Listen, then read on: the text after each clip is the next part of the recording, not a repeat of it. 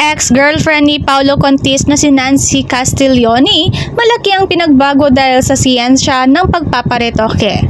Ang aktres na si Nancy Castiglione na minsan kinilala bilang isa sa pinakamagandang mukha sa Philippine showbiz noong unang bahagi ng kalagitnaan ng dekada 2000 ay isa sa ngayong paksa sa pampublikong intriga dahil sa kanyang dramatikong pagbabago. Kilala sa kanyang nakamamanghang itsura at masiglang karisma, si Nancy ay isang minamahal na international na VJ host para sa Mix at isang hinahangad na aktres na nagbigay buhay sa mga suportadong papel at pangunahing interes sa pag-ibig ng mga lalaki na lead sa telebisyon at pelikula. Ang kanyang kagandahan ay bumihag sa marami, kabilang ang aktor na si Paolo Contis, na hayagang sumamba sa kanya noong kanilang relasyon. Si Paolo, na kilala sa kanyang alindog at talino, ay minsang tinukoy si Nancy bilang kanyang muse na ginagawang paborito ng mga tagahanga ang kanilang pag-iibigan. Highly publicized ang kanilang relasyon. Madalas makikita bilang match made in showbiz heaven.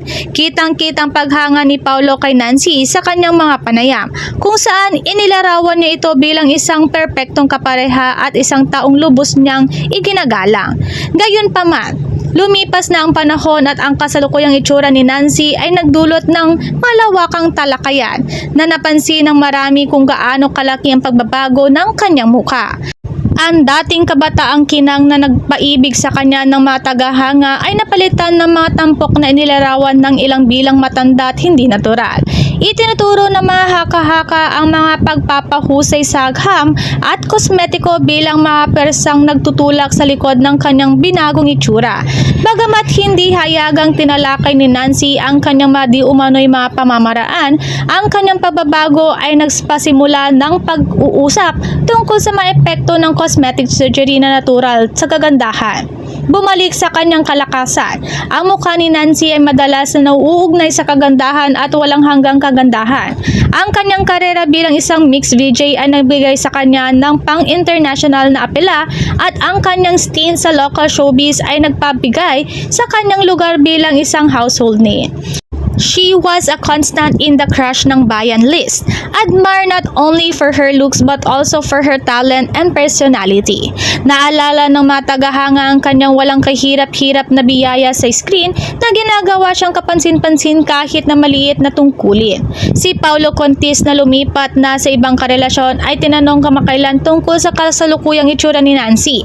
Habang pinipigilan niyang gumawa ng kritikal na komento, ipinahayag niya na lagi niyang naaalala si Nancy na nakatuon sa magagandang pagkakataon na pinagsimulan nila. Siya ay isang malaking bahagi ng aking buhay at ikinagalang ko ang kanyang mga pagpipilian.